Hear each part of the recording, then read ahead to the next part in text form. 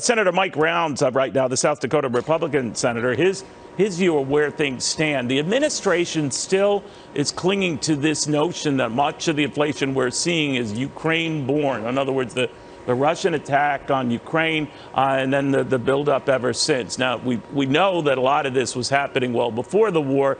Be that as it may, he now is going after the oil companies specifically to say, why don't you share the loot that you're making?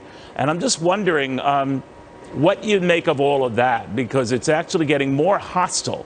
And I'm just wondering how Republicans are responding. Well, Neil, I had the opportunity to read the letter that the president sent to oil companies.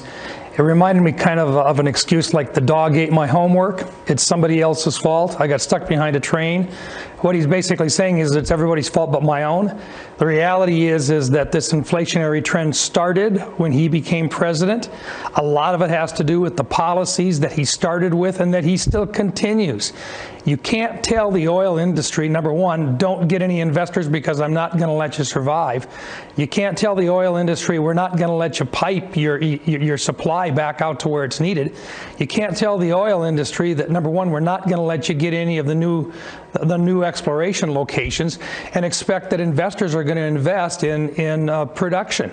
And right now what we've got is the president now saying he's going to go visit with our competitors overseas to have them increase their oil production.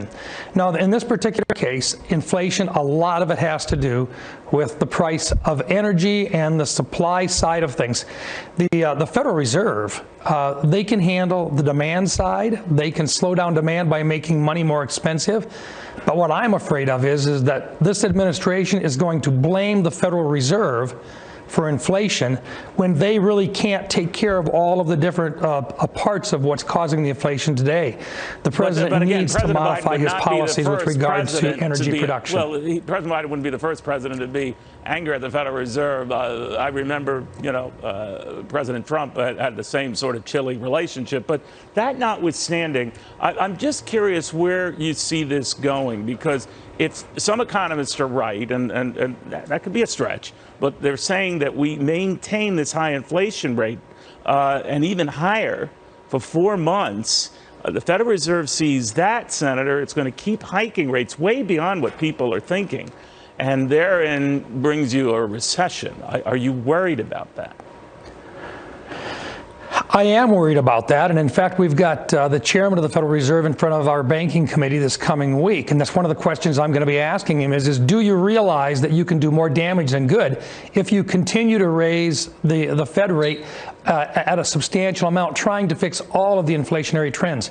I do believe they can fix part of it. I do not believe they can fix it all. In South Dakota right now, South Dakotans, since the time that this president took office, well, they're paying about $682 more per month per household than what they were before he was president.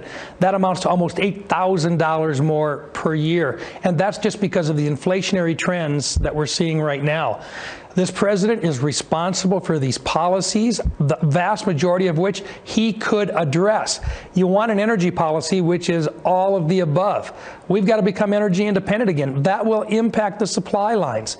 I think that's a major step that he's simply looking the other way, saying it's somebody else's fault. The dog ate my homework. All right. I wonder if anyone did actually have the dog eat their homework. Say like, what, this guy actually? That's a whole nother discussion. Senator, very good seeing you. Thank you very much for that. I don't